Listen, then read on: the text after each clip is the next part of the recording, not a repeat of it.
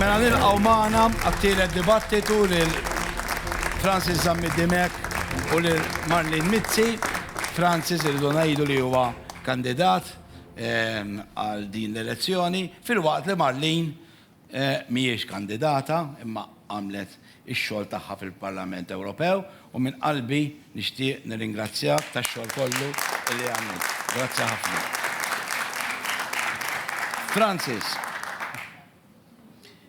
il-Prim Ministru qal illi il-pensjoni għandna bżonn in-nies mhux Maltin biex ikollna l-pensjoni. U inti smajtek x'imkien tajt li xi tfisser. Għaliex rajta daqshekk bi kbira illi għandna bżonn in-nies mhux Maltin għall-pensjoni. Din xi ħaġa li Spiteri Ginger ma nafx kemm li senilu kien diġà qala li għandna bżonn in-nies mhux Maltin. Ħanajlek, Peppi, meta l-Prim Ministru għalhekk fl-opinjoni tiegħi għamel l-ikbar insult kontra l-pensjonanti Maltin. Jiena nikkwota x'qal pensjonant fis-social media meta kkummenta fuq hekk. Ħanajlek x'qal. Għal tajba di. Mela jien inni 42 sena issa naħdem għall-pensjoni. U għandi Prim Ministru jgħidli li jekk ma jkunx hawn il-baranin fil-pajjiż, jiena nibqa' mingħajr pensjoni. Dritt tiegħu, dritt fundamentali. Imma jiena illum irid nitkellem iżjed fuq hekk għaliex il-pensjonant ikun iffaċċjat b'teddida bħal di. Bħal dak li qallu dak li ħadem għalih issa jrid jiddependi mill-barranin fil-pajjiż. U l-pensjonant għandu wkoll il-problema mal-gvern preżenti li ma jistax ilaħħaq ħafna drabi sal-aħħar tax-xahar għaliex il-ħajja twola b'ritmu fenomenali u l-pensjonijiet jitilgħu fil-livell baxx u l-ewra il-pensjonant jispiċċa ma jlaħħaqx. Aħna għandna ninsistu fuq prinċipji fundamentali bħal huwa l-prinċipju li l-pensjonant għandu ikollu il-minimum tiegħu garantit. Għalija dawn huma valuri soċjali mill-aktar importanti li tajt il-pensjonanti li ħadmu għall-pensjoni tagħhom li jridu jiddependu fuq ħaddieħor huwa mod arroganti kif tinsolenta lil pensjonanti kollha f'Malta li huma kwart tal-poplu Malti. Marlene, ir-reazzjoni tiegħek. Dan naturalment hija l-interpretazzjoni ta' Francis Zammidimek. Francis Zammidimek huwa avukat tajjeb, però mhux ekonomista. Għax kieku kien ekonomista, kien ikun jaf li biex ikun hemm pensjonijiet sostenibbli, irid ikun hemm nies jaħdmu. Malta bħalissa qiegħda full employment. Kull min ħaddem jaf li ma jistax isib nies għal grazzja talla għax kulħadd qed jaħdem. Però biex aħna nkomplu naħdmu, biex inkomplu nżidu l-kejk tal-ekonomija tagħna, iridu n-nies. Malta ili kważi ħafna inqas minn 500 miljun, 500,000. Għandna bżonn in-nies barranin. U li qal il-Prim Ministru huwa jekk ma jkollniex in-nies barranin jaħdmu biex iżidu l-kejk biex l-ekonomija tkun sostenibbli, il-pensjoni aħna nkunu ċerti li dawk ħajżidu l-pensjonijiet. Però dan mhux biss dan in-naħa ta' Francis huwa biss paroli. Għaliex jekk tarant il-fatti u x'għamel il-gvern laburista għall-pensjonijiet, ħadd tkun taf li dana wara 25 sena, il-pensjonijiet żdiedu. U l-pensjonijiet wara 25 sena li fil-gvern fejn setgħu iżiduhom, fejn seta' dak li qed jagħmel Francis isir, ma sarx. Issa f'daqqa waħda għax il-pensjonijiet qed jiżdiedu, qed niskuraw illi l-età tal-irtirar ma tiżdiedx. Qed ngħidu, isma' l-ekonomija għandha bżonn iktar nies jaħdmu. Iktar nies jaħdmu jrid ikunu l-barranin biex jaħdmu. Għaliex taqsek intom kontra l-barranin? Il-barranin jikkontribwixxu. Però intu qed tagħtu din l-interpretazzjoni bħal meta tagħtu interpretazzjoni fuq kollox, għax jiena ħadd gost nisma' iż-żewġ dibattiti ta' qabli. Roberta Metsola ħlif gideb ma qalitx. Però ma qalitx għalfejn. U rrid ngħid li Roberta Metsola bdiet kif fetħet ħalqa u raddet salib b'gidba. X'qalet Roberta Metsola? Roberta Metsola bdiet biex tgħidilna x'għamlet fil-5 snin li għaddiet. U bdiet bir-roaming charges. Issa, ir-roaming charges, ħan nispjegalkom, daw affarijiet fatti mhux qed nivintom jiena. U semmit ir-roaming charges kif bdiet. Ir-roaming charges huwa konsiderat bħala l-iktar ħaġa illi għamil din leġiżlazzjoni importanti għaċ-ċittadini, għax kulħadd igawdi minnha. Roberta Metsola m'għamlet xejn l-aħwa għar-roaming charges. Roberta Metsola qed tiffanfra Kompli. Roberta Mezzola qed tiffanfra brix ħaddieħor u jmissa tistħi illi tipprova tiffanfra brix ħaddieħor u she taking credit. Ok, nirringrazzjak. Ħalli, tweġiba ta' malajr u xek fuq dan il-punt. Jekk hawn xi ħadd li veru m'għamel xejn fuq dan is-suġġett ta' parti jidher li background paper hija Marlene Mizzi għaliex nafu bl-impenn li ta' totalment Roberta f'dan il-qasam kif tat foqsma oħra li huma kruċjali għal pajjiż inkluż il-ħarsien tal-frontieri ta' pajjiżna. U din hi l-verità u lajt nitkellmu Peppi fuq il-ħidma tagħna fil-Parlament Ewropew ippermettili nirreferi ftit ukoll anki għal ħidma tiegħi. Sa nispera Marlene ma tajlix leda x'għamil mrejna ħalli nfakkara. Jiena mort hemmhekk u ħdimt fuq liġi biex meta l-ħaddiema f'Malta ikollhom obbligu fuqhom li jridu jagħmlu training mandatorju kif għandhom anki ħaddiema mal-Gvern ta' Malta, issa ser ikun hemm liġi Ewropea li tgħid li jekk employer iqabbad ħaddiem biex jagħmel training obbligatorju, iħallsu l-employer. Mela l-ħaddiem, mela dak huwa element wieħed. Ħdimt fil-Parlament Ewropew u fl-ambitu tal-Parlament Ewropew biex min jikkrea kontenut minn Malta bħal huma l-YouTubers jitħallsu tal-kontenut tagħhom. Tajjeb, jiena ħdimt ukoll fil-Parlament Ewropew sabiex inħarsu lil ħaddiema Maltin u Għawċin milli jkunu esposti għal dak li jista' jikkaġunalhom il-kanċer għaliex kif nafu dan huwa suġġett li ħdimt ħafna fuqu. Ħdimt ukoll biex ikun hemm aktar protezzjoni għal whistleblowers u għal ġurnalisti investigattivi għaliex il-poplu kollu għandu bżonn il-ġurnalisti investigattivi biex jgħidulu l-verità. Wara kollox, l-ebda ministru ta' ma ġie jgħidilna li għandu xi kumpanija fil-Panama kellhom ikunu il-ġurnalisti investigattivi biex jgħidu dik il-verità. Dawn huma l-eżempji tal-ħidma tagħna. Jiena nagħti eżempji oħrajn anki issa fejn tidħol kwistjoni ta' taxxa. Għaliex jiena kelli wkoll emenda li kelli irressa votajtu favur. Kelli irressa u veru ġej għal-harmonization tat-taxxa. Titkellmu x'flimkien. Ok, Mali. Bħalma ħdimt Peppi biex inħares ukoll is-settur tal-farmaceutika. Imma Marlene tgħidli hekk jiena ngħidilha Marlene mur ħares lej il-manifest tal-partit tiegħek tal-Partit Soċjalista u ara l-impenn li għandkom hemmhekk, ara l-impenn li għandkom hemm biex ikun hemm taxxa waħda għal kull pajjiż. U jiena ħdimt dejjem.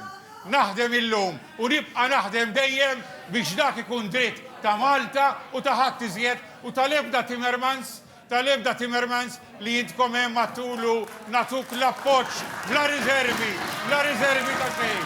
Dik hija l-verità. Ok, mela. Nista' nsaqsik mistoqsija. Jiena naħseb, permettili Pep, jiena naħseb illi Francis kultant ikun daqsxejn fil-qamar. Għax kieku ma jitkellimx kif Ejja, jiena nixtieq biex jiġi jgħid Francis għam bid-demek. Marlene Mizzi l-unika waħda li ma ħadbit fuq roaming. Veru ma kontx taf x'niġi fil-Parlament Ewropew inti. Għax jiena kont l-unika waħda, ok? Li ħdimt fuq roaming.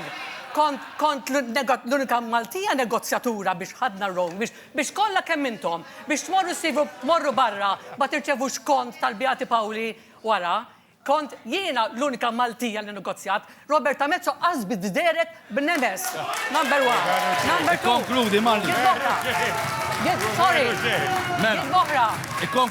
Gid boħra tal-lum ta' David Kaza. David Kaza ġiebil ma nafx il-karti, forsi bħal dawk il-files li qal Simon Busuttil marmijom, kollha daqse, kollha vojta, ma jimpurtax. Illi aħna dejjem votajna kontra l-abortion. X'intom tajdu? Possibbli qegħdin intom lil Maltin toffenduhom daqshekk stupidi. Illi tajdu intom sa jemnuh. Aħna qatt ma votajna kontra l-abort. U kontra tagħkom, u kontra ma għamiltu intom bħala EPP, you always toed the EPP line u kif qalulkom għamiltu aħna le, u paċenzja, aħna votajna kontra il-grupp parlamentari tagħna stess, għax aħna kontra abort u kontra Malta u l-ewwel u qabel kollox. Ok, nirringrazzja. Mela, ħanifqu għal-waqfa qasira niġu lura u nkomplu d-dibattitu.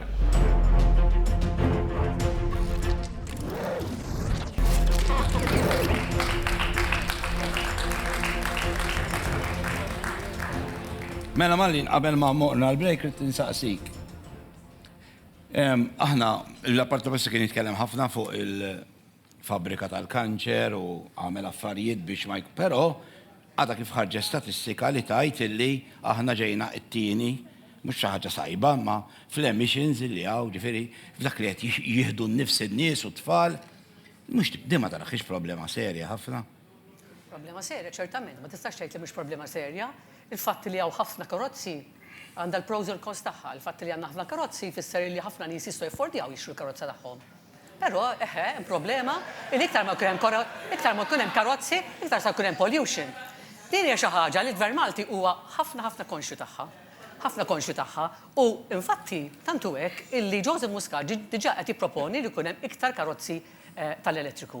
Mhix xi ħaġa li qed issolva malajr, mhix xi ħaġa li għandna nkunu proud biha, però l-importanti huwa illi il-gvern jaf illi hemm il-problema. U meta tammetti li hemm problema, allura issib soluzzjoni. Però ħanajdlek, Malta tajta għaliex ġdina Malta ġiet l-ewwel prattikament fil-CO2 emissions u kemm hawn pollution, eċetera. Malta ġiet l-ewwel f'ħafna affarijiet oħrajn, pereżempju ħanerf xiex, pereżempju, għandna tliet membri tal-Parlament Ewropew Nazzjonalisti li jiġu l-ewwel biex iżebilħu l-Malta kull meta jiftħu ħalqhom. Kull meta jiftħu ħalqhom.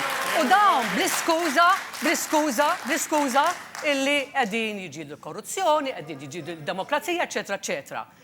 David Casa beda biex jgħid isma' għax Malta mhix Kit u mhux Malta mhux Konrad, però daw kull ma jitkellmu huwa fuq Kit u Konrad, isa Malta biss teżisti fuq Kit u Konrad. Però kien hemm bżonn jekk hemm korruzzjoni, jekk hemm xi ħaġa. Konkludi ħalli jkollok ċans ikkonkludi. Hemm il-Parlament Malti, però dawn it-tliet nazzjonalisti assolutament ma jinteressum xejn li hawn 30 membru parlamentari Malti li setgħu jagħmlu huma u kellhom imorru huma. Ikesksu l-barranin biex aħna jkomplu jżebbilħu lil pajjiżna. U jien irtejt ħaġa li ftit jafuha illi importanti ngħidi wkoll. Ħalli tkunu tafu x'tip ta' nies għandkom ħalli konkludi Peppi imma importanti. All right? Meta kien hemm vot kontra l-Polonja u Malta fuq rule of law u tilfitu Malta, sfortunatament, nara lil David Casa u dan hemm klipp fil-Parlament Ewropew iqum u jieħu deħ kulħadd. Timmaġinaw vot kontra pajjiżkom Malti u joħdulu bideħ jisu rebaħ l-lotterija. Missu jistħi. Mela, Francis. Tit kummenti minn għandi fuq dak kollu li qalet Marlin qabel, għani kollega ma nistax ma winġibiex. L-għenet li semmit li l-qammar, jinsen semmi la xemx, għalix il-soċjalisti f'Malta jaħsbu li huma xemx u tela kollox u beda ma xemx. Ħanajt għalix qed ngħidilek. Għalix qalet il-pensjonanti bdew jiżdiedu wara 25 sena. Marlin, il-pensjonanti żdiedu dejjem taħt gvern nazzjonalista żdiedu minkejja ir-riċessjoni u fi żmien gvern nazzjonalista il-pensjonanti ingħataw id-dritt li jaħdmu ukoll u fi żmien gvern nazzjonalista iddaħħal ukoll il-bonus addizzjonali għal min ikun kbir fl-età, il-bonus ta' 300 euro. Dawk saru miżuri minkejja li aħna konna ninkumbattu recession internazzjonali. Imma ħanajdilha xi ħaġa oħra fuq il-qamar ukoll għaliex qalet li ma ġibniex il-provi fuq l-abort. Mela inti kont fuq il-qamar issa, meta David Casa qabad 16 rapport u qegħdhom hemm fuq il-podium tal-Alfred Sand u qallu Maro. Min jaf x'inhuma dawn il-karti? Min jaf x'inhuma? Mela, David Casa mhux kredibbli. David Casa mhux kredibbli. Fadallek minuta u nofs. Ħaggobli kelmek fuq il-qamar. Jiena nixtieq inkun naf jekk Marlin u sħabha kienux fuq il-qamar meta għaddew daw ir-riżoluzzjonijiet. Fair, free, sustainable. The progressive Europe we want. Tal-Partit Soċjalista Ewropew. Dawn huma l-bażi tal-manifest tal-Partit Soċjalista. U se nikkwotalek ta' xaw miktub hawn, denying women's free choice qed jgħidu huma kontra li l-abort ikun ikkundannat. Jgħidu aħna banning abortion or making it nearly impossible for a woman to access safe abortion. Minuta huma fadal, kontra. Franz, u tkun Tajjeb? ikkonkludejt il-problem. Imma mbagħad għandek oħraw jgħidu rridu li l-Ewropa kollha jkollha aċċess to affordable, safe and legal abortion for all women throughout the European Union. Aħna kontra. Aħna rridu li Malta żomm id-dritt tagħha fuq is-sistema tat-taxxa u aħna rridu li Malta tibqa' tiddetermina li aħna kontra bl-iktar mod assolut l-abort. Imma issa fuq il-kwistjoni mela, imma issa ġewna meta Timmermans jitkellem fuq l-abort. Meta Timmermans jitkellem fuq it-taxxa jgħidulu li jappoġġjah bl-iktar mod assolut. Però jiena nixtieq issa li huma jappoġġjaw il-Timmermans meta kien ta' risposta lill-Orban tal-Ungerija. Għaliex ikun hemm min jagħmlu ta' l-argument jgħid tikkritika l-gvern, tikkritika l-liġijiet, dak mhux qed tikkritika l-pajjiż, dak mhux qed tikkritika l-poplu, tafu kemm hija arroganti dik l-statement. Ħanajdlek Timmermans qal, I have to say to then criticize the laws or criticize the government would amount to criticizing a nation or a people, frankly speaking, Timmermans, that is the coward's way out. Marlene, il-gvern huwa l-gvern u il-poplu huwa l-poplu u jiena ħanam ir-referenza l-ħaġa oħra Peppi u nalaqbdi għaliex jiena smajtu kol il-Frezzant qabel. Il-fatt li tikkota l-Mintoff il-dak li jgħidu traditur. Meta iva dan il-mexxej storiku tal-Labour Party kien jgħid u kellu raġun Malta l-ewwel u qabel kollox, imma mal-gvern preżenti ir-reba l-ewwel u qabel kollox. Grazzi ħafna. Marlin għandek minuta biex tara. Jiena meta il-Francis tangin ċik u jiena Francis imorru tajb ħafna. X'inhi? Meta għattil il-Francis u fil-qamar tangin ċik, kont għattilu tangin ċik. Pero naħseb li veru Francis inti fil-qamar. Ħanajlek, x'inti għatti kwota? Għax inti għatti kwota li l-manifest tal-Parlament tal-Soċjalisti Internazzjonali. Meta il-grupp politiku tiegħek huwa l-istess pożizzjoni. Favur l-abort. Le, sibili fil-manifest. Mhux veru. Sibili. Fil-Parlament ħames snin sħaħ. Sibili issa. ħames snin sħaħ. Sibili issa. L-IPP. Mhux veru. ħames snin sħaħ. Issa, isma. Mela, ħames snin Francis, u sħaħ. baċet. L-IPP. Mela, jekk joġobkom. ħames snin sħaħ. L-IPP, il-pajjiżi kollha tal-IPP huwa favur l-abort. And you are joining a political group illi huwa favur l-abort. Ġifieri tilabux Konkludi, taqabdisin. Siba fil-manifest. Jekk joġbok, Francis, please. Fil-fatti nsiba mhux il-manifest. Fil-fatti. Issa, il-konklużjoni, fil-25 ta' Mejju sa jkun hemm l-elezzjoni. Jiena ngħid lil kulħadd morru votaw għax huwa dover tagħkom. Però attenti li min ħadd ivvotaw għax kien hemm tlieta minn nies. Francis inqas mit-tnejn oħrajn, because I have to be fair, okay? Illi kull ma għamlu ħadmu kontra Malta. Kunu ċerti illi min ħajkun jippreżentalkom sitta minn nies ħajkollhom Malta l-qalbkom u l-futur ta' ulejka malkom. Grazzi ħafna. Nirringrazzjakom, ngħidu happy birthday lil Anita mit-tim ta' Xarabank għax illum għandha l-birthday.